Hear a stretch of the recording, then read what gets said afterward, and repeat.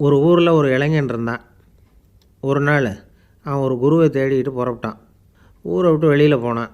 போகிற வழியில் ஒரு காடு. அந்த காட்டில் ஒரு மரத்தடியில் ஒரு பெரியவர் உட்காந்துருக்கிறார். அமைதியாக மௌனமாக அவர் அமர்ந்திருக்கிறார். இந்த பெரியவரை விசாரிக்கலாம், குருவை தேடி கண்டுபிடிக்கிறதுக்கு இவர் ஏதாவது ஒரு வழி சொல்லி கொடுப்பார் அப்படின்னு நினச்சிக்கிட்டு அவரை நெருங்கினான். ஐயா, எனக்கு ஒரு குரு தேவை, எங்கே கிடைப்பார், அவரை எப்படி அடையாளம் கண்டுபிடிக்கிறது, அதை பற்றி ஏதாவது விவரம் சொன்னீங்கன்னா நான் கண்டுபிடிச்சிக்குவேன் அப்படின்ட்டுருக்கான். பெரியவர் நிமிர்ந்து பார்த்தார். தம்பி, அது ரொம்ப சுலபம். அவர் வயசானவராக இருப்பார், என்னை விட சுமார் 30 வயசு அதிகமாக இருக்கும். அவர் ஒரு மரத்தடியில் தான் உட்காந்துருப்பார் அப்படின்ட்டுருக்கான். சரிங்க பெரியவரே, அது என்ன மாதிரியான மரம், எப்படி இருக்கும் அப்படின்னு கேட்டிருக்கான். பெரியவர் அந்த விவரங்களையும் சொல்லியிருக்கிறாரு. அது மட்டும் இல்லை, சந்திக்கிற நாள், நேரம், வினாடி முதற்கொண்டு எல்லா விவரங்களையும் துல்லியமாக சொன்னாராம். இவ்வளவு விவரங்களை இவரால் எப்படி சொல்ல முடியுது அப்படின்னு இவனுக்கு ஆச்சரியம். இருந்தாலும் அந்த பெரியவர் கடைசியாக ஒரு விவரம் சொன்னார். அது என்ன தெரியுமா, எப்படியும் நீ அவரை சந்திக்கிறதுக்கு ஒரு 30 வருஷம் ஆகும் அப்படின்னு சொல்லிவிட்டாராம். ரொம்ப நன்றிங்க பெரியவரே அப்படின்னு சொல்லிவிட்டு அந்த இளைஞன் புறப்பட்டுருக்கான். இப்போ அவனுக்கு குரு பற்றின விவரம் எல்லாம் கிடச்சிட்டுது, சந்திக்கிற நேரமும் தெரிஞ்சுட்டுது. ஆனால் 30 வருஷம் அவரை தேடி அலைய வேண்டியிருக்குமே. அவன் தேட ஆரம்பித்தான். காடு மலை எல்லாம் சுற்றி அலைஞ்சான். பல வருஷங்கள் தேடினான். அழுத்து போயிட்டான். கடைசியில் அவனுக்கும் வயசாகிட்டுது. கடைசியில் தன்னுடைய சொந்த ஊருக்கே திரும்பி போய்கிட்டு இருந்தான். அங்கே ஒரு மரத்தடியில் அவன் தேடிக்கிட்டு இருந்த குருநாதர் கிடைச்சார். யார் அவருன்னா, 30 வருஷத்துக்கு முன்னாடி வழி சொல்லி கொடுத்தாரில்ல அதே பெரியவர். அவருக்கு இப்போ 30 வயசு அதிகமாக இருந்தது. அதே மரம். அன்னைக்கு பெரியவர் சொன்ன அடையாளம் இப்போ பொருத்தமாக இருந்தது. இப்போ அந்த பெரியவர் சொன்னார், சரியாக வந்து சேர்ந்துட்டேன், வா, உனக்காக தான் நான் இவ்வளவு காலமும் காத்துக்கிட்டு இருந்தேன் அப்படின்னாரான். என்ன சொல்கிறீங்கன்றிருக்கான். 30 வருஷத்துக்கு முன்னாடி என்கிட்ட வந்தியே, அப்போவே என் காலம் வந்து முடிஞ்சு போயிருந்தது. அப்போவே என்ன உனக்கு அடையாளம் தெரியல, அதனால் இவ்வளவு காலம் உனக்காக காத்துட்ருக்கும்படி ஆகிட்டுது அப்படின்னாரான். ஐயா, அப்போவே நீங்கள் சொல்லியிருக்கலாமே, இதுதான் 30 வருஷம் கழித்து நீ சந்திக்க போகிற இடம், நான் தான் உன்னுடைய குரு அப்படின்னு சொல்லியிருக்கலாமே அப்படின்ட்டுருக்கான். அந்த பெரியவர் சிரிச்சுக்கிட்டே இதுக்கு பதில் சொன்னாராம். நான் எவ்வளவோ விவரமாக தான் சொன்னேன், நீ சரியாக புரிஞ்சிக்கல. காரணம், அப்போது நீ போதுமான அளவுக்கு பக்குவம் பெற்றிருக்கவில்லை. அதனால் புரியும் சக்தி இல்லாமல் போயிட்டுது. அப்போது 30 ஆண்டு காலம் நீ அலைஞ்சி தெரிஞ்சிருக்கிற, அது காரணமாக இப்போ உனக்கு அந்த பக்குவம் வந்துட்டுது. அதனால தான் அடையாளம் காண முடிஞ்சுது, நானே உன்னுடைய குரு அப்படின்னாராம். இதிலேருந்து என்ன தெரியுதுன்னா, ஆன்மீகத்தில் மாணவனாக சேர்றதுக்கு கூட ஒரு பக்குவத்தன்மை தேவைப்படுது. ஒரு பெரிய ஞானி, அவர்கிட்ட சீடனாக இருக்க ஒருத்தன் வந்தான், எதிரில் நின்னான். ஞானி அவனை வெகு நேரம் உற்று பார்த்தார். அப்புறம் சொன்னார், சீடனாக இருக்கிறது ரொம்ப சிரமம்னார். நான் தயாராக இருக்கிறேன்னா. அது இன்னமும் சிரமமாச்சே, இங்கே குருவாக இருக்கிறது மட்டுமே சுலபம் அப்படின்னாராம். அப்படின்னா நான் குருவாகவே ஆகிடுறேன் அப்படின்னானா. இது போலவே இந்த காலத்தில் கதை ஒன்று உண்டு. ஒரு பள்ளிக்கூடத்தில் வகுப்பு ஆசிரியர் மாணவனை திட்டிக்கிட்டு இருந்தார். டேய், நீ 100க்கு 10 மார்க்கு தான் வாங்கிக்கிட்டு இருக்க, இவ்வளவு மோசமாக நீ படித்தா கடைசியில் மாடு மேய்க்கிறது கூட லாய்க்கு இல்லாதவனா ஆகிடுவேன், அதுக்கப்புறம் என்ன செய்ய போகிறேன் அப்படின்னாராம். பையன் தலையை சொரிஞ்சிக்கிட்டே சொன்னானா, சார் அப்படின்னா ஒன்று செய்கிறேன் அப்படின்னானா. இவர் கேட்டிருக்கார், என்ன செய்ய போகிறேன்னு. வேறு என்ன சார், உங்களை மாதிரி ஒரு ஆசிரியர் ஆகிடுறேன் அப்படின்னானா. காசியில் இருக்கிற கடவுள் காசி விஸ்வநாதர், அங்கே இருக்கிற தேவி காசி விசாலாட்சி.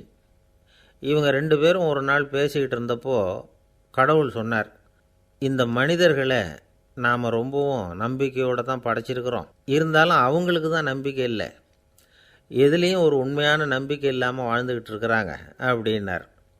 என்ன அப்படி சொல்கிறீங்க, அதை பாருங்கள், எவ்வளவு பேர் காசியை தேடிட்டு கங்கையில் குளிச்சுக்கிட்டு இருக்கிறாங்க, அவங்களெலாம் நம்பிக்கை இல்லைன்னா இவ்வளவு தூரம் தேடிட்டு இங்கே குளிப்பாங்களா அப்படின்னு நாங்கள் தேவி. சரி, அதை சோதித்து பார்க்கலாம் அப்படின்னு 2 பேரும் முடிவு பண்ணிக்கிட்டாங்க. உடனே ஒரு திட்டம் போட்டாங்க. அது எப்படின்னா, நாம் 2 பேருமே பக்தர்கள் மாதிரி உருவத்தை மாற்றிக்கிட்டு கங்கை கரைக்கு போக வேண்டியது. நான் கங்கையில் இறங்கி குளிக்கிறேன், கொஞ்ச நேரத்தில் சுழலில் மாட்டிக்கிட்டது மாதிரி நடிக்கிறேன். நீ உடனே கரையிலேருந்து சத்தம் போடும், என்னோடய வீட்டுக்காரரை யாராவது காப்பாற்றுங்களேன்னு சத்தம் போடும். அதோடு இன்னொன்று சொல்லு, யாராவது ஒரு புண்ணிய ஆத்மா அவர்கிட்ட போய் அவருடைய முடியை பிடிச்சி இழுக்கணும், அப்படி ஒரு சாபம் இருக்குது எங்களுக்கு. புண்ணிய ஆத்மா, அதாவது எந்த பாவமும் செய்யாத இல்லாத ஒருத்தர் தான் அவரை காப்பாற்ற முடியும். அப்படிப்பட்டவங்க யாராவது வெள்ளத்தில் குதித்து என்னுடைய கணவரை காப்பாற்றுங்கோ அப்படின்னு நீ சத்தம் போடு, கூச்சல் போடு, என்ன நடக்குதுன்னு பார்க்கலாம் அப்படின்னார் கடவுள். சரின்னு சொல்லி 2 பேருமா சாதாரண பக்தர்கள் மாதிரி கங்கை கரைக்கு வந்து சேர்ந்தாங்க. அவர் இறங்கி குளித்தார். திட்டம் போட்டது மாதிரியே சுழலில் மாட்டிக்கிட்டது மாதிரி கத்துனார். கரையில் இருந்த அந்த அம்மா, ஐயோ என் கணவரை காப்பாற்றுங்களேன், யாராவது காப்பாற்றுங்களேன்னு கத்துனாங்க. பல பேர் ஓடி வந்தாங்க. உடனே இவங்க, பாவம் இல்லாத புண்ணிய ஆத்மா ஒருத்தரால் தான் என்னுடைய கணவர் காப்பாற்றப்படணுங்கிறது விதி, அப்படி ஒரு சாபம் இருக்குது, அதனால் புண்ணிய ஆத்மா யாராவது அவர்கிட்ட போய் அவர் முடியை பிடிச்சி தூக்குனா அவரை காப்பாற்றி போடலாம் அப்படின்னாங்க. இவங்க இப்படி சொன்னதும் எல்லோரும் திகைச்சு போய் நின்றுட்டாங்க. ஒவ்வொருத்தருக்கும் அவங்க செஞ்ச பாவம்லாம் ஒவ்வொன்றா ஞாபகத்துக்கு வர ஆரம்பிச்சுட்டுது. சரி, இதுக்கு நாம லாயக்கு இல்லை அப்படின்னு சொல்லி ஒதுங்கி போக ஆரம்பிச்சிட்டாங்க எல்லாம். இந்த சமயத்தில் யாரோ ஒருத்தர் வேகமாக ஓடி வந்தார். ஆற்றுல குதித்தார். அவர்கிட்ட போனார், முடியை பிடிச்சார், தூக்குனார், அவரை காப்பாற்றி கரைக்கு கொண்டுட்டு வந்துட்டார். அப்படி காப்பாற்றின அந்த ஆளை இவங்க 2 பேரும் தனியாக கூப்பிட்டுக்கிட்டு ஒரு மண்டபத்துக்கு வந்துட்டாங்க. வந்து விசாரிக்கிறாங்க. நீ யாரப்பா அப்படின்னு கேட்குறாங்க. ஏதும் தெரியாத மாதிரி. நான் இந்த ஊர் அன்ன சத்திரத்தில் வேலை செய்கிற ஒரு சமையல்காரன் அப்படிங்கிறார். நீ வந்து கங்கையில் குளிக்கிறது உண்டான்னு கேட்டிருக்காங்க. நான் இந்த ஊர்லேயே தான் இருக்கிறேன், இருந்தாலும் தினமும் கங்கையில் குளிக்கிறது இல்லை, எப்போவாவது ஒரு நாள் அங்கே குளிப்பேன் அப்படின்னார். கங்கையில் மூழ்கி எழுந்திரிச்சா பாவம்லாம் தொலையும்னு சொல்கிறாங்க. அப்படி இருக்கிறப்போ அங்கே இன்றைக்கி கங்கையில் குளிச்சுக்கிட்டு இருக்கிறவங்கெல்லாம் தங்களை வந்து புண்ணிய ஆத்மாவா நினைக்கல. கங்கையில் குளிக்காத நீ உன்னை வந்து புண்ணிய ஆத்மாவாக நினச்சி என்னை காப்பாற்ற வந்திருக்கிற, அது எப்படி அப்படின்னு கேட்டார். அதுக்கு அந்த ஆள் சொல்கிறான், கங்கையில் குதித்ததுக்கு அப்புறம் தானே உங்களை காப்பாற்ற போகிறோம், அப்படி குதிக்கும் பொழுது என்னுடைய பாவம்லாம் போயிருக்கும்ல, நான் புண்ணிய ஆத்மாவாக ஆயிருப்பேனே, அதனால தான் துணிஞ்சு வந்து உங்களை காப்பாற்றினேன் அப்படின்னா. கடவுளும் தேவியும் அவனுக்கு வந்து காட்சி கொடுத்தாங்களாம். இப்படி ஒரு கதை உண்டு. அதாவது கங்கையில் குளிச்சுக்கிட்டு இருக்கிறவங்களுக்கே தங்களுடைய பாவம் போகுங்கிற நம்பிக்கை பரிபூர்ணமாக இல்லை. குளிக்காத ஒருத்தனுக்கு அந்த நம்பிக்கை இருந்தது. அதனால் அவனால் கடவுளை பார்க்க முடிஞ்சுது. கடவுளை வந்து நாமளும் பார்க்க முடியுமா முடியாதா அப்படிங்கிற குழப்பம்லாம் நமக்கு வேண்டியதில்லை. நம்பிக்கையோடு வாழணுங்கிற உண்மையை மட்டும் இந்த கதையிலேருந்து புரிஞ்சுக்கிட்டால் போதும். ஏன்னா இந்த கதையை கேட்டுட்டு ஒரு நண்பன் குதர்க்கமாக ஒரு கேள்வி கேட்டான். ஏன் சார், கங்கையில் குளித்தா பாவம் போயிடும்னு சொல்கிறீங்களே, நான் எனக்கு வேண்டாத ஒருத்தனை அழைச்சிட்டு போய் கங்கையிலேயே தள்ளி விட்டுட்டு அதுக்கப்புறம் அங்கேயே முழுக்க போட்டுட்டு நான் செஞ்ச பாவத்தை வந்து அதுலேயே கழுவி விட்டுட்டு மறுபடியும் உங்ககிட்ட வந்துடுறேன்னு வச்சுக்கோங்க, நீங்கள் என்னை வந்து புண்ணிய ஆத்மான்னு ஏற்றுக்குவீங்களா அப்படிங்கிறான். ஆள் கொஞ்சம் ஆசைந்தான், நம்மளே அங்கே அழைச்சிட்டு போனாலும் போயிடுவான். கங்கை கரை தோட்டம் பக்கத்தில் ஒரு ஆசிரமம், அங்கே ஒரு பெரியவர் தங்கியிருக்கிறார். அவர் தான் ராமகிருஷ்ண பரமஹம்சர். அந்த ஆசிரமம் இருந்த இடம் கரக்பூர். வங்காளத்தில் பொதுவாக எல்லோரும் மீன் சாப்பிட்றது உண்டு. கங்கையில் குளிச்சுட்டு கையில் ஒரு மீனோடு வர்றது வழக்கம். இவர் இருக்கிற இடத்துக்கு கங்கையில் படகு வழியாக வரணும். அப்படி தான் எல்லோரும் வருவாங்க. வர்றவங்கள ஒன்று கூட்டி ஆன்மீக விஷயங்களை பற்றி பேசிக்கிட்டு இருப்பார். ஒவ்வொரு நாள் ஒவ்வொருத்தர் நகரத்துக்கு போகணும், வரும்பொழுது மீன் கொண்டுக்கிட்டு வரணும். அதுக்கு ஒரு அட்டவணையே உண்டு ஆசிரமத்தில். அது பிரகாரம் ஒரு நாள் சுவாமி யோகானந்தர் படகில் போனார். படகை செலுத்தினவங்க ராமகிருஷ்ணரையும் சுவாமி யோகானந்தரையும் மற்றவங்களையும் பித்தர்கள் அப்படின்னு சொல்லி ஏளனமாக பேசினாங்க. அவங்க என்ன பைத்தியம் பிடிச்சவங்க அப்படிங்கிறது மாதிரி. சுவாமி யோகானந்தருக்கு ரொம்ப மென்மையான இதயம். இவங்க இப்படி கண்ணாபின்னான்னு பேசுகிறத பார்த்தா மீனை வாங்கிட்டு திரும்புகிறப்போ என்ன நடக்குமோ அப்படிங்கிற பயம் வேறு வந்துட்டுது அவருக்கு. அவ்வளவு மென்மையானவர். இதை தெரிஞ்சுக்கிட்ட ராமகிருஷ்ணர், யோகானந்தா இங்கே வா அப்படின்னு கூப்பிட்டார். இவர் கண்ணீரை தொடச்சிக்கிட்டே கிட்ட போனார். சொன்னார், ஐயா, படகு ஓட்டுறவங்க உங்களை பற்றி மோசமாக பேசுகிறாங்க. என்ன திட்டினா பரவாயில்ல, ஆனால் உங்களை அவங்க திட்டுறாங்க, அதை என்னால் தாங்கிக்க முடியல அப்படின்னார். இதை கேட்டதும் ராமகிருஷ்ணருக்கு கோபம் வந்துட்டு தான். என்னது, உன்னுடைய குருவை பற்றி அவங்க மோசமாக பேசும்பொழுது நீ சும்மா இருந்தியா, வெளியில் போ அப்படின்னு விட்டார். குரு நிந்தனை செய்கிறப்போ அதை கேட்டுக்கிட்டு சும்மா இருக்கலாமா? குரு நிந்தனையை கேட்டால் பாவம் இல்லையா? என்னை தூற்றும்போது அவங்க வந்து பாவம் செய்கிறாங்க, அதை கேட்டுக்கிட்டு நீ சும்மா இருந்தால் நீயும் பாவம் செய்கிற அப்படின்னாராம். அடுத்த நாள் சுவாமி நிரஞ்சனானந்தர் போக வேண்டிய நாள். இவர் படகுல போகும்பொழுதும் அதே மாதிரி நடந்து தான். அவங்க மோசமாக பேச ஆரம்பித்தாங்க, திட்ட ஆரம்பித்தாங்க. அப்படி கேலி பண்ண ஒருத்தனை இவர் என்ன பண்ணார், பலார்னு கன்னத்தில் அரைஞ்சிட்டார். இன்னொருத்தனை கங்கையில் தூக்கி எறியறதுக்கும் தயாராகிட்டார். அதுக்கப்புறம் அவங்க யாரும் வாயை திறக்கலை. மீன் வாங்கிட்டு வர்றப்பவும் படகுல ஒரே அமைதி. அவ்வளவு பயம் அவங்களுக்கு. ராமகிருஷ்ணர் கூப்பிட்டு விசாரித்தார் என்ன நடந்ததுன்னு. இவர் சொன்னார், அவர் யோகானந்தா போகும்பொழுது என்ன நடந்ததோ அப்படியே தான் இப்போவும் நடந்தது. குரு நிந்தனை செய்கிறத கேட்டுக்கிட்டு நான் சும்மா இருப்பேனா, ஒருத்தனை அப்படியே அரைஞ்சுட்டேன், இன்னொருத்தனை ஆற்றுல தூக்கி போட்டுருவேன்னு பயமுறுத்தினேன், அவ்வளவுதான் அப்படின்னாராம். இப்போவும் ராமகிருஷ்ணருக்கு கோபம் வந்துட்டு தான். என்ன இது, அணியறது காஷாயம், இருக்கிறது ஆசிரமம், உனக்கு இவ்வளவு கோபம் வந்ததுன்னா அப்புறம் என்னத்துக்கு ஆசிரமத்தில் இருக்கணும், பிரம்மச்சாரி எப்பவும் அமைதியாக இருக்கணும் அப்படின்னு அறிவுரை சொன்னாராம் ராமகிருஷ்ணர். அப்போ இவர் கேட்டாராம், ஏங்க அவருக்கு ஒரு விதமான அறிவுரை சொன்னீங்க, எனக்கு வேறு விதமாக அறிவுரை சொல்கிறீங்க, இதில் எது உண்மை அப்படின்னு கேட்டிருக்கார். இதுக்கு ராமகிருஷ்ணர் சொன்ன பதில் என்னென்னா, அட அசடே, சக்கரத்தில் காற்று அதிகமாக இருந்தால் குறைக்கணும், குறைச்சலாக இருந்தால் கூட்டணும். அவன் சாது, அவனுக்கு அதிக உணர்ச்சி தேவை, உனக்கு படபடப்பு அதிகம், உனக்கு பொறுமை தேவை அப்படின்னாராம். இதில் உள்ள கருத்து என்னென்னா, கல்விங்கிறது எப்படின்னா அதை சூழ்நிலைக்கு தகுந்த மாதிரி கற்பிக்கணும். எல்லாருக்கும் ஒரே மாதிரி கற்பிக்கக்கூடாது. கேட்குறவர் தகுதி, புரிஞ்சுக்கிற திறமை, இதை பொறுத்து கல்வி அமையணும். ஆரம்ப காலத்தில் ஒரு குரு, அப்போ ஒரு சீடன் இருந்தான்.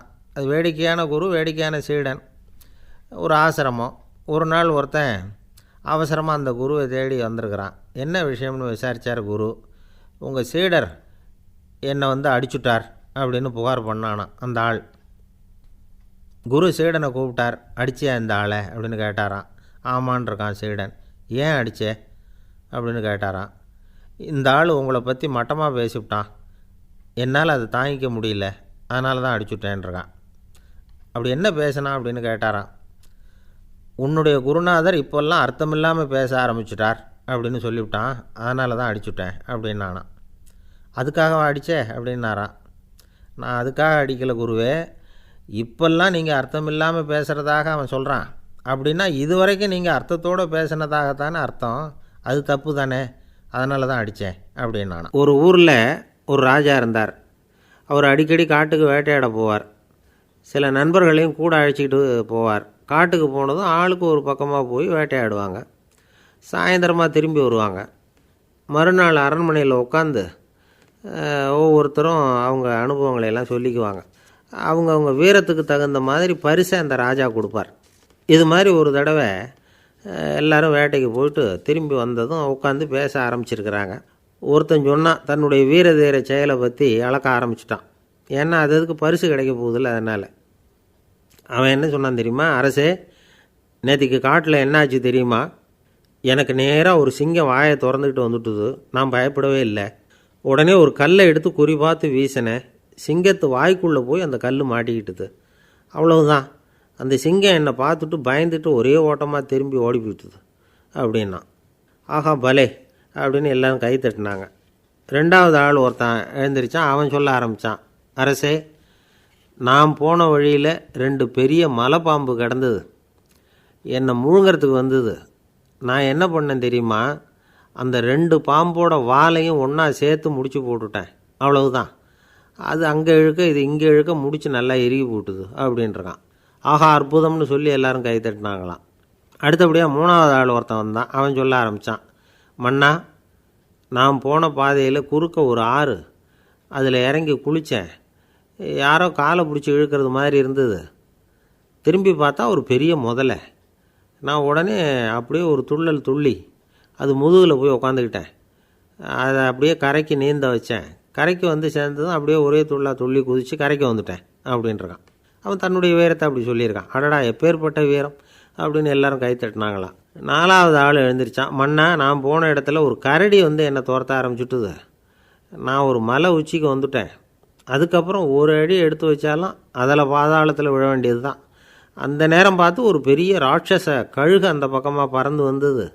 நான் உடனே அப்படியே உயர எழும்பி அந்த கழுகோட காலை பிடிச்சிக்கிட்டேன். அப்படியே தொங்கிக்கிட்டே வந்தேன். ஒரு நல்ல இடம் வந்ததும் தொப்புன்னு கீழே குதித்து நடந்து வந்துட்டேன். இதுக்கும் எல்லோரும் கை தட்டுறாங்க. கடைசியாக ஒரு ஆள் எழுந்திரிச்சான்.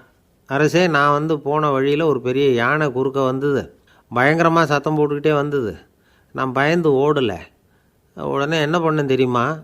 அந்த யானையோட வாலை பிடிச்சி தூக்கினேன், தலைக்கு மேலே தூக்கி கரன்னு சுற்றினேன், வேகமாக சுற்றி வீசி எறிஞ்சேன், அவ்வளவுதான். அதே ஸ்பீடில் அந்த யானை மேலே போக ஆரம்பிச்சுட்டுது. இன்னும் கூட அது போய்கிட்டே தான் இருக்குது, கீழே விழவே இல்லைன்னா. இதை கேட்டதும் ராஜாவுக்கு கோபம் வந்துட்டுது. என்ன முட்டாள்னு நினச்சிக்கிட்டு பேசுகிறியா? யானையை நீ வாலை பிடிச்சி தூக்குன, அதை நான் நம்பணுமா அப்படின்னார். உடனே இவன் பணிவாக பதில் சொன்னான். அரசே, ஒரு சிங்கத்து வாயில் கல் மாட்டிக்கிட்டதை நம்புறீங்க, மலைப்பாம்பு வாலை பிடிச்சி முடிச்சு போட்டதை நம்புறீங்க, முதல்ல முதுகில் சவாரி பண்ணதையும் நம்புறீங்க, கழுகு காலை பிடிச்சிக்கிட்டு பறக்கிறதையும் நம்புறீங்க. அப்படி நம்புறப்போ நான் சொன்னதை மட்டும் நம்பக்கூடாதா அப்படின்னு கேட்டானான். பொய் சொன்னவங்கெல்லாம் தலையை தொங்க போட்டுக்கிட்டாங்களாம். ராஜா அவங்கள பார்த்து சொன்னாராம், நீங்கள் எல்லாரும் என்னை முட்டாளாக்கியிருக்கிறீங்க. கடைசியாக பேசின இவன் தான் எனக்கு உண்மை எது பொய் எதுங்கிறத புரிய வச்சிருக்கிறான். இவன் தான் உண்மையான தைரியசாலி அப்படின்னு சொல்லி அவனுக்கே பரிசையெல்லாம் கொடுத்து பாராட்டினாராம். இப்படி ஒரு கதை. உண்மையை நிலைநாட்டுகிறவன் தான் உண்மையான வீரன் அப்படிங்கிறத இதிலிருந்து நாம் புரிஞ்சுக்கணும். இந்த காலத்துல எல்லாம் பொய் சொன்னால் தான் பழைக்க முடியுங்கிறது ஒரு சில பேரோட நம்பிக்கை. ஒரு அப்பாவுக்கு தன் மகனுக்கு பொய் சொல்ல தெரியலையேங்கிற கவலை. பொய் சொன்னால் தான் இந்த உலகத்தில் பிழைக்கலாம், ஆனால் இவனுக்கு அது தெரியலையே, அதனால் இவனை அழைச்சிட்டு போய் நடுக்கடலில் விட்டுட்டு வந்துடுவோம் அப்படின்னு அழைச்சிட்டு புறப்பட்டான். கடற்கரைக்கு போனான். மகனுக்கு சந்தேகம், எங்கேப்பா என்னை அழைச்சிட்டு போகிறேன்னு கேட்டிருக்கான். கடலில் மீன் பிடிக்க கற்றுக் கொடுக்க போகிறேன் உனக்கு அப்படின்னானா. நான் ஏற்கனவே மீன் பிடிச்சிட்டேனேன்னானா இவன் மகன். எங்கே அதுன்னு கேட்டிருக்கான் அப்பங்காரன். சுட்டு சாப்பிட்டுட்டேன்ருக்கான் புள்ள. அப்பங்காரன் பார்த்தான், சரி நம்ம புள்ள பொழைச்சிக்கோ அப்படின்னு சொல்லி திருப்பி அழைச்சிட்டு வந்துட்டானா. இயேசுநாதர்கிட்ட ஒருத்தர் கேட்டாராம், இயேசுவே என்னை எவ்வளவு நேசிக்கிறீர்கள் அப்படின்னு. அவர் தன்னுடைய இரு கைகளையும் அகல விரித்து இவ்வளவு என்று சொல்லி சிலுவையில் உயிர் நீத்தார் அப்படின்னு சொல்லுவாங்க. அதாவது அந்த நேசிப்புக்கு எல்லை கிடையாது, அதே போல் மன்னிப்புக்கும் எல்லை கிடையாது. இது இயேசுநாதர் சொல்லி கொடுத்த ஒரு பாடம். இயேசுனுடைய சீடர்களில் ஒருத்தன் பீட்டர், அவன் ஒரு நாள் இயேசுநாதர்கிட்ட கேட்டிருக்கான், இயேசுவே நான் என்னுடைய தம்பிக்கிட்ட அடிக்கடி சண்டை போட்டுக்கிட்டு இருக்கிறேன், என்னுடைய சகோதரன் கூட, அவனை நான் எத்தனை தடவை மன்னிக்கிறது? ஏற்கனவே 7 தடவை அவனை மன்னிச்சுட்டேன் அப்படின்னு சொல்லியிருக்கிறான். அப்போது இயேசு சொன்னாராம், மன்னிக்கிறதுக்கு எத்தனை தடவைங்கிற கணக்கெல்லாம் கிடையாது, எத்தனை தடவை உன்னுடைய சகோதரன் உன்னை கோபப்படுத்துகிறானோ அத்தனை தடவை நீ மன்னிக்கிறதுக்கும் தயாராக இருக்கணும், அதுதான் அப்படின்னு சொன்னாராம். அப்போ இவனுக்கு ஒன்றும் புரியல, இது என்ன அவன் தப்பு பண்ணிக்கிட்டே இருப்பான், நாம் மன்னிச்சுக்கிட்டே இருக்கிறதா அப்படிங்கிறது மாதிரி குழப்பமாக இருந்திருக்கிறான். அப்போது இயேசுநாதர் தன்னுடைய சீடன் பீட்டர்கிட்ட ஒரு கதை சொன்னாராம். அந்த கதை இன்றைக்கு நாம் எல்லாரும் சிந்தித்து பார்க்க வேண்டிய ஒரு கதை. அதாவது மன்னிப்பை விரும்புகிறவர்கள் மன்னிக்கவும் தயாராக இருக்க வேண்டும் அப்படிங்கிறது தான் அந்த கதையினுடைய தத்துவம். அந்த இயேசுநாதர் சொன்ன கதை என்னென்னா, ஒரு மன்னர் இருந்தார். அவர் ஒரு நாள் அரண்மனையில் உட்காந்து கணக்கு வழக்குகள்லாம் பார்த்துக்கிட்டு இருந்தார். நம்ம அரண்மனையிலேருந்து யார் யார் அரசாங்க கடன் வாங்கியிருக்கிறாங்க, யார் யார் திருப்பி செலுத்தியிருக்கிறாங்க அப்படிங்கிற விவரத்தையெல்லாம் பார்த்துக்கிட்டு இருந்தார். அப்போ தான் புரிஞ்சுது, அந்த அரண்மனையில் வேலை செய்கிற ஒருத்தனே அரசாங்க கடன் வாங்கியிருக்கிறான். எவ்வளவு? 10,000 பொற்காசுகள் வாங்கியிருக்கான் கடன். இந்த 10,000 பொற்காசுகளை திருப்பி செலுத்தலை அரசாங்கத்துக்கு. இது மன்னர் கவனத்துக்கு வந்தது. உடனே நம்ம அரண்மனையில் இருக்கிறவனே அரசு கடன் வாங்கி திருப்பி செலுத்தாமல் இருக்கான், அவனை கூப்பிட்டு வாங்கன்னு சொல்லி கூப்பிட்டுட்டு வந்தாங்களாம். விசாரிச்சிருக்கிறாங்க, என்னப்பா நீ எவ்வளோ ஒன்று? ஆமாங்க 10,000 பொற்காசுகள் வாங்கியிருக்கிறேன், இன்னும் திருப்பி கட்டலைன்றிருக்கான். உடனே அவர் மன்னர் சொல்லியிருக்கிறார், நம்ம சட்டத்திட்டப்படி நீ உடனே பணத்தை திருப்பி கட்டிடு, அப்படி உன்னால் கட்ட முடியலன்னா உன்னுடைய வீடு வாசல் சொத்து சுகம் எல்லாத்தையும் விற்று அந்த பணத்தை அரசு கருவூலத்தில் சேர்த்துக்கிறதுக்கு நானே ஏற்பாடு பண்ணிடுறேன் அப்படின்னு அந்த மன்னர் சொன்னாராம். இவன் அப்படியே அதிர்ச்சி ஆகிட்டான், அப்படியே பொத்துன்னு காலில் விழுந்தானா. மன்னா என்னை மன்னிச்சுங்க, என்னால் முடியல, எனக்கு மன்னிப்பு கொடுங்க அப்படின்ட்டுருக்கான். உடனே அவர் எழுந்திரிச்சு, சரி நீ மன்னிப்பு கேட்டுவிட்ட, அதனால் உன்னை மன்னிக்கிறேன், நீ பணம் கட்ட வேண்டாம் அப்படின்னு சொல்லி அந்த மன்னர் அவனை விட்டுட்டாராம். பணத்தையும் தள்ளுபடி போட்டார், நீ திருப்பி கட்ட வேண்டான்னு. இவனுக்கு ரொம்ப மகிழ்ச்சி, அதனால் ரொம்ப உல்லாசமாக வந்துக்கிட்டு இருக்கிறான். தெருவில் வந்துக்கிட்டு இருக்கிறப்ப இவங்கிட்ட கடன் வாங்கின ஒருத்தன் எதுக்கு வந்துக்கிட்டு இருக்கான். அவன் இவங்கிட்ட ஒரு 100 பொற்காசுகள் கடன் வாங்கியிருக்கான். அவன் வந்தான், இவன் போய் அவன் சாட்டையாக பிடிச்சிக்கிட்டான், நீ எப்படா என் கடனை திருப்பி கொடுக்க போகிறேன்னு. அவன் இப்போ முடியல, கொஞ்சம் பொறுத்துக்கா, அப்புறம் தரேன் இருக்கான். அதெல்லாம் முடியாது, நீ கொடுத்து தான் ஆகணும் அப்படின்னு இவன் பிடிவமாக சொல்கிறான். இப்போ நிலைமையை பாருங்கள், இவன் ஏற்கனவே 10,000 பொற்காசுகள் அரசாங்கத்தில் கடன் வாங்கினா அதுக்கு மன்னிச்சு விட்டுட்டார் இவனை. ஆனால் இவன் இன்னொருத்தனை மன்னிக்கிறதுக்கு தயாராக இல்லை. இவங்கிட்ட கடன் வாங்கின இன்னொருத்தன் 10 பொற்காசுகள், அவனை மன்னிக்க தயாராக இல்லை. அவனை கொண்டு போய் நீதிமன்றத்தில் கொண்டு போய் நிறுத்தி தண்டனை வாங்கி கொடுத்துட்டான். நீதிபதி என்ன சொன்னார், அந்த இவன் வாங்கின பொற்காசுகளை திருப்பி கட்டுற வரைக்கும் ஜெயிலில் இருக்கணுங்கிறது தீர்ப்பு. ஆனால் உடனே அரசர் காதில் வந்து விழுந்தது. சொல்லிட்டாங்க, உங்ககிட்ட மன்னிப்பு வாங்கிட்டு போனானே ஒருத்தன், அவன் இன்னொருத்தனை மன்னிக்கிறதுக்கு தயாராக இல்லை, அவனை கொண்டு போய் ஜெயிலில் அடைச்சிட்டான் அப்படின்னு. உடனே மன்னர் பார்த்தார், இவனை மறுபடியும் கூப்பிட்டு வர சொன்னார். தபாரப்பா, நான் உன்னை மன்னிச்சு விட்டேன், ஆனால் நீ இன்னொருத்தனை மன்னிக்கிறதுக்கு தயாராக இல்லை, அதனால் என்னுடைய தீர்ப்பையும் மாற்றுறேன், நீயும் அரசு கடன் தீர்ற வரைக்கும் ஜெயிலில் தான் இருக்கணும் அப்படின்னு சொல்லி ஜெயிலுக்கு அனுப்பிச்சிட்டாராம். இப்படி ஒரு கதையை இயேசுநாதர் தன்னுடைய சீடருக்கு சொன்னதாக ஒரு வரலாறு. அது என்ன, அதிலேருந்து நாம் புரிந்து கொள்ள வேண்டியதுன்னா, நாம் மன்னிக்கப்படணும்னு நாம் விரும்புகிறோம்னா நாம் இன்னொருத்தரை மன்னிக்கிறதுக்கு தயாராக இருக்கணும். அதனால் நாம் இன்னொருத்தரை யாரையும் மன்னிக்க மாட்டோம், ஆனால் என்ன இன்னொருத்தரை மன்னிக்கணும் அப்படிங்கிறது மாதிரி செய்யக்கூடாதுன்னு சொல்லுவாங்க. அது மாதிரி நாம் இப்போ இது தப்பாக புரிஞ்சுக்கிறவங்களும் இருக்கிறாங்க. பாவம் மன்னிப்புங்கிறதுலாம் எதுக்குன்னா, அதாவது மறுபடியும் பாவம் செய்யாமல் இருக்கிறதுக்காக தான். அதான் மன்னிக்கிறாரே அப்படிங்கிறதுக்காக மறுபடியும் பாவம் பண்ணிகிட்டு இருக்கிறது இல்லை. அதான் ஒருத்தர் கேட்டாராம், பாவத்திலேருந்து மன்னிப்பு கிடைக்கணும்னா நீ என்ன செய்யணும் அப்படின்னு கேட்டிருக்கார். அதுக்கு அவன் சொல்லியிருக்கிறான், நான் முதல்ல பாவம் செய்யணும், அப்போ தானே மன்னிப்பு கிடைக்கும் அப்படின்னு நானாம். இப்படிப்பட்டவர்கள் தான் இன்றைக்கி உலகத்தில் அதிகமாக இருக்கிறாங்க. அதனால் இந்த மன்னிப்பின் மகத்துவங்கிறது இயேசுநாதர்கிட்டேருந்து தான் நாம் புரிஞ்சுக்கணும். அந்த இயேசு சொன்ன அந்த மன்னிக்கிற மனோபாவம் இருந்தால் இன்றைக்கி உலகம் பூராவும் அமைதி பூங்காவாக இருக்கும். அதில் ஒன்றும் ஆச்சரியமே இல்லை, அதில் ஒன்றும் சந்தேகமும் இல்லை. அதனால் மன்னிக்கிற மனோபாவத்தை நாம் எல்லாரும் நமக்குள்ளே வளர்த்து கொள்ள வேண்டும் அப்படிங்கிறது தான் நாம் இன்றைக்கு எல்லோரும் சிந்தித்து பார்க்க வேண்டிய ஒரு செய்தி. ஊருக்கு வெளியில் அமைதியான ஒரு இடம், அங்கே ஒரு ஆசிரமம், அங்கே ஒரு சாமியார், அவர் தினமும் நல்ல போதனைகள்லாம் செய்வார். பல பேர் போய் அங்கேயே சில நாள் தங்கி இருந்து அவர் சொல்கிற அறிவுரைகளை எல்லாம் கேட்டுக்கிட்டு வர்றது வழக்கம். ஒரு தடவை அவரை பார்த்துட்டு போகிறதுக்காக 3 வெளியூர் தம்பதிகள் வந்தாங்களாம். அந்த மடத்திலேயே சாப்பிட்டுக்கிட்டு தங்கியிருந்து அவங்களுடைய போதனைகளை கேட்டுக்கிட்டு போகணுங்கிறது அவங்க நோக்கம். காலையில் குளிச்சுட்டு பூஜையில் உட்காந்தார் அந்த சுவாமி. இவங்களும் குளிச்சுட்டு அந்த பூஜையை பார்க்குறதுக்காக அவர் முன்னாடி உட்காந்தாங்க. பூஜை ஆரம்பமாச்சு. சம்பிரதாயப்படி அது ரொம்ப நேரம் நடந்துக்கிட்டே இருக்குது. இவங்களுக்கு நல்ல பசி இருந்தாலும் இந்த நேரத்தில் அதை எப்படி வெளியில் காட்டிக்கிறது? பேசாமல் இருந்தாங்க. அந்த சுவாமி பூஜையை முடித்தார். அதுக்கப்புறம் பேச ஆரம்பித்தார். பேச்சு அருமையாக தான் இருந்தது, அமிர்தமாக தான் இருந்தது. இருந்தாலும் இவங்களுக்கு இருக்கிற வயிற்று பசி அது சரியாக கவனிக்க விடலை. அந்த சுவாமியே இதை கவனித்ததாக தெரியல. இவங்களுக்கு மனசுக்குள்ளே ஒரு எண்ணம், உள்ளே சாப்பாடு தயாராகிட்டு இருக்கும் போல் இருக்குது, இந்த பேச்சு முடிஞ்சதும் நம்மளை உள்ளே அழைச்சிட்டு போய் சாப்பாடு போடுவாங்கன்னு நினைக்கிறோம் அப்படின்னு இவங்களாம் நினச்சிக்கிட்டாங்க. ஆனால் சுவாமி இதை பற்றி எதுவுமே பேசலை, கண்டுக்கலை. ஒரு அம்மாவால் அதுக்கு மேலே சும்மா இருக்க முடியுமா? முடியல. சாப்பாட்டை கவனிக்கலாமா அப்படின்னு சொல்லி மெதுவாக ஆரம்பித்தாங்க. கவனிக்கலாமே அப்படின்னு உள்ளே அழைச்சிட்டு போனார் சுவாமி. இவங்க ரொம்ப அவசரமாக எழுந்திரிச்சு உள்ளே ஓடினாங்க. அங்கே ஒரு மேஜை மேலே ஒரு கிண்ணம் மூடி இருந்தது. இதுதான் சாப்பாட்டு மேஜை போல் இருக்குது, இங்கே சாப்பாடு வந்துடும் அப்படின்னு நினச்சாங்க. உடனே போய் சுற்றி உட்காந்துக்கிட்டாங்க. சுவாமி அந்த கிண்ணத்தை எடுத்து அந்த அம்மா கிட்ட கொடுத்தார். அவங்க அதை வாங்கி மூடியை திறந்து பார்க்குறாங்க. உள்ளே ஒரு சாவி இருக்குது. சரிதான், இது சமையலறை சாவி போல் இருக்குது, அங்கே போய் அதை திறந்து சாப்பாட்டை நாமே எடுத்துக்கிட்டு இங்கே வச்சுக்கிட்டு சாப்பிட்ணும் போல் இருக்குது அப்படின்னு நினச்சாங்க. சாவி இருக்கு இல்லையா, வாங்க பூட்டு நிறையா காட்டுறேன் அப்படின்னு சுவாமி அவங்கள அழைச்சிட்டு போனார், காட்டினார். இவங்க அந்த அறையை ரொம்ப ஆவலோடு திறந்தாங்க. உள்ளே பார்த்தா அங்கே அரிசி, பருப்பு, விதவிதமான காய்கறி எல்லாம் இருக்குது. சமையலுக்கு வேண்டிய மிளகாய், எண்ணெய், பால், தயிர், நெய் இப்படி எல்லாமே இருக்குது. அடுப்பு, விறகு, நெருப்பு போட்டி அது கூட அங்கே இருக்குது.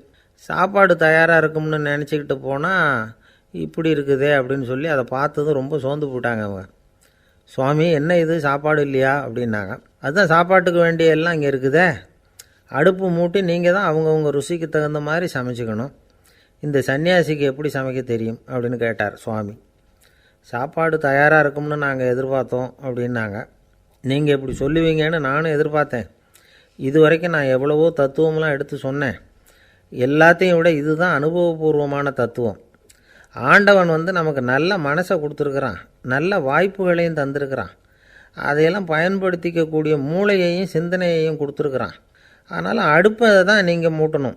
அடுப்பை வந்து நீங்கள் தான் மூட்டணும். உங்களுக்கு உகந்ததை நீங்கள் தான் சமைச்சு ருசித்து அனுபவிக்கணும். ஆண்டவனே அதை செஞ்சிகிட்டு இருக்க மாட்டான் அப்படின்னாரான் அந்த சுவாமி. நம்முடைய வாழ்க்கையில் பல நல்ல பலன்களை பெறுறதுக்கு நாம் தான் முயற்சி பண்ணணும். அதுக்குரிய சூழ்நிலையை தான் ஆண்டவன் கொடுப்பானே தவிர அதை விளக்கிறதுக்காக தான் அந்த சுவாமி அப்படி செஞ்சு காட்டியிருக்கிறார். இது ஒரு பெரியவர் இப்படி ஒரு விளக்கம் கொடுத்தார். அதுக்கப்புறம் அந்த 3 தம்பதிகளும் தெளிவடைஞ்சுட்டாங்களாம். நாம் தெளிவடைகிறது எப்போங்கிறது தான் தெரியல அப்படின்னு பல பேர் இதை கேட்டுட்டு சொல்லிகிட்டு இருக்கிறாங்க. இந்த கதையை நம்முடைய நண்பர் ஒருத்தர்கிட்ட சொன்னேன். அந்த நண்பர் ரொம்ப சந்தோஷப்பட்டார். நீங்கள் சொல்கிறது கரெக்டு சார், ஆனால் நான் அதை விட ஒரு படி மேலே சார். எனக்கெல்லாம் அரிசி பருப்பு இருக்கிற ரூம் எதுன்னு கையை காட்டிட்டா போதும். உடனே கிண்ணத்துலேருந்து சாவியை எடுத்து கொடுக்கணுங்கிற அவசியம்லாம் இல்லை எனக்கு. அப்புறம் எப்படி ரூமை திறந்துருவீங்க அப்படின்னு கேட்டேன். பூட்டை உடச்சி திறந்துருவேன், அதுதான் எனக்கு பழக்கம் அப்படிங்கிறார். ஒரு தந்தை தன்னோட பிள்ளைய ரொம்ப தைரியசாலியாக வளர்க்கணும்னு ஆசைப்பட்டார்.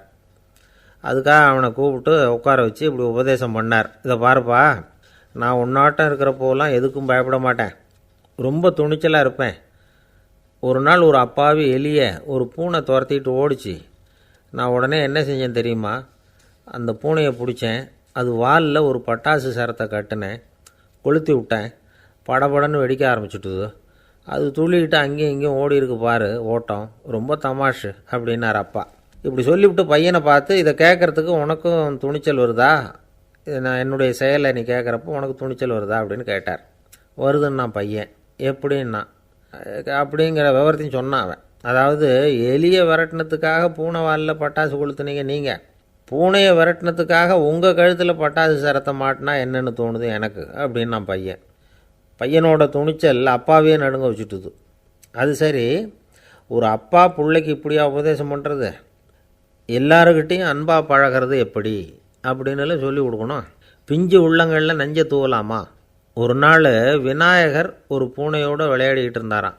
அப்படி ஆசையாக விளையாடிக்கிட்டு இருந்தப்போ அவரோட கை நகம் தவறுதெல்லாம் பூனையோட முகத்தில் பட்டுட்டு தான். அது ஒரு சின்ன கீரலை உண்டாகி விட்டுது. அப்பா அவர் அதை ஒரு பெருசாக நினைக்கல. கொஞ்ச நேரத்துக்கு அப்புறம் விநாயகர் வீட்டுக்கு வந்தார். அவங்க அம்மா பார்வதி தேவியை பார்த்தார். பார்வதி தேவி கன்னத்தில் விரலால் கீறினது மாதிரி ஒரு அடையாளம் இருந்தது. விநாயகருக்கு அதிர்ச்சி, ஆச்சரியம். நம்ம அம்மா இந்த உலகத்துக்கே தாயார், அப்பேற்பட்ட அவங்க முகத்திலேயே கீறலை உண்டாக்கக்கூடியவங்க யாராக இருக்க முடியும் அப்படின்னு யோசனை பண்ணார். தாயே, உன்னுடைய கன்னத்தில் இந்த வடு எப்படிம்மா ஏற்பட்டதுன்னு கேட்டார். குழந்தாய், இது நீ செஞ்ச காரியம்தான்ப்பா, உன்னுடைய கை நகம் கீறினதுனால ஏற்பட்ட வடு தான் இது அப்படின்னாங்க அவங்க. விநாயகர் திடுக்கிட்டு போட்டார். எப்படிம்மா அது? நான் எந்த காலத்துலேயும் ஒன்று அப்படி கீறினதாக எனக்கு நினைவு இல்லையே அப்படின்னார். இன்றைக்கி காலையில் ஒரு பூனையை கீறினதை நீ மறந்துட்டியா அப்படின்னாங்க அந்த அம்மா. விநாயகர் திகைச்சு போய் நின்னார். பார்வதி தேவி சொன்னாங்க, இதை பாருப்பா, இந்த உலகத்தில் இருக்கக்கூடிய எல்லா உயிர்கள்லேயும் நான் இருக்கிறேன். நான் தான் இந்த உலகமாக ஆகியிருக்கிறேன். ஆகையினால நீ யாரை துன்புறுத்தினாலும் அது உண்மையிலேயே என்ன துன்புறுத்தினதாக தான் வந்து முடியும் அப்படின்னாங்க. விநாயகர் மனசுக்குள்ளே ஒரு வெளிச்சம் ஏற்பட்டு தான். அதுக்கப்புறம் அவர் யாரையுமே கல்யாணம் பண்ணிக்காததுக்கு அதுதான் காரணமாக. இந்த உலகத்தில் எல்லாரையும், இங்கே இருக்கிற எல்லாத்தையும் தாயின் வடிவமாக அவர் பார்க்க ஆரம்பிச்சிட்டாராம். குருதேவர் ராமகிருஷ்ணர் இந்த கதையை எடுத்து சொல்லியிருக்கிறார். நபிகள் நாயகம் ஒரு தடவை ஒரு நாற்காலியில் உட்காந்து என்னமோ யோசனை பண்ணிகிட்டு இருந்திருக்கிறார். அப்போ அவரோட உடையில் ஒரு கீழ்ப்பகுதி தரையில் படிஞ்சு கிடந்திருக்குது. அங்கே விளையாடிக்கிட்டு இருந்த ஒரு பூனை அது மேலே வந்து படுத்து தூங்கி போச்சு. தொழுகை செய்ய வேண்டிய நேரம் வந்துட்டது. நபிகள் நாயகம் எழுந்திருக்க பார்த்தார். அப்போ தான் பூனை தன்னோட உடை மேலே படுத்து தூங்கிட்டு இருக்கிறது கண்ணில் படுது. பூனையோட தூக்கத்தை கலைக்க விரும்பல அவர். தன்னுடைய சகோதரியை கூப்பிட்டார். ஒரு கத்திரிக்கோள் எடுத்துகிட்டு வர சொன்னார். பூனை படுத்திருந்த உடைப்பகுதி மட்டும் இருக்குல்ல, அதை மட்டும் அதோட கத்திரிச்சு விட்டுட்டு அதுக்கப்புறம் அவர் எழுந்திரிச்சு தொழுகைக்கு போனாராம். அதாவது பிற உயிர்கள்கிட்ட எப்படி அன்பு காட்டணுங்கிறத பெரியவங்க எவ்வளவோ விதத்தில் நமக்கு எடுத்து காட்டியிருக்கிறாங்க. இருந்தாலும் எத்தனை பேர் மனசில் அதெல்லாம் உரைச்சிருக்குது? நாமளும் நம்ம ட்ரெஸ்ஸு மேலே ஒரு பூனை படுத்திருந்தா ஒரு கத்திரிக்கோலை தான் தேடுவோம், எடுத்துக்கிட்டு வர சொல்லுவோம். துணியை வெட்டுறதுக்கு பதிலாக இல்லை அதோட வாழை வெட்டினா என்ன அப்படின்னு தோணும். ஒரு ஆள் ரொம்ப பிரியமாக ஒரு பூனையை ஆற்றுல குளிப்பாட்டிக்கிட்டு இருந்தானா. எப்படி? அந்த பூனையை ஆற்று தண்ணியில் அமுக்கி அமுக்கி குளிப்பாட்டிகிட்டு இருக்கிறான். அந்த வழியாக போன பெரியவர் ஒருத்தர் இதை பார்த்தார். இதை பார்ப்பா, பூனையை அது மாதிரி ஆற்று தண்ணியில் அமுக்கி குளிப்பாட்டாத, மூச்சு திணறி செத்து போடும் அப்படின்னு அட்வைஸ் பண்ணார். நீ போய் அவன் வேலையை பார்த்துக்கிட்டு, எனக்கு எல்லாம் தெரியும்னா இவன் சரின்னு அவர் போயிட்டார். கொஞ்ச நேரம் கழித்து அவரே அந்த வழியாக திரும்பி வந்துக்கிட்டு இருந்தார். ஆற்றுல பூனையை குளிப்பாட்டிக்கிட்டு இருந்தவன் அழுதுகிட்டு உட்காந்துருக்கிறான். பக்கத்தில் அந்த பூனை செத்து கிடக்குது. இதை பார்த்தார் பெரியவர். நான் தான் அப்போவே சொன்னேனே அந்த பூனையை ஆற்றுல நினைக்காதேன்னு, அதை கேட்டிருந்தா அப்படி ஆயிருக்குமா அப்படின்னார். அந்த ஆள் கோபமாக இவரை முறைச்சி பார்த்தான். அட போய்யா, இந்த பூனை ஆற்றுல குளித்ததுனால ஒன்றும் செத்து போகல, குளித்ததுக்கப்புறம் அதோட உடம்பு ஈரமாக இருக்குதுன்னு அதை புழிஞ்சேன், அதனால தான் இப்படி ஆயிட்டுது அப்படின்னு நானாம்.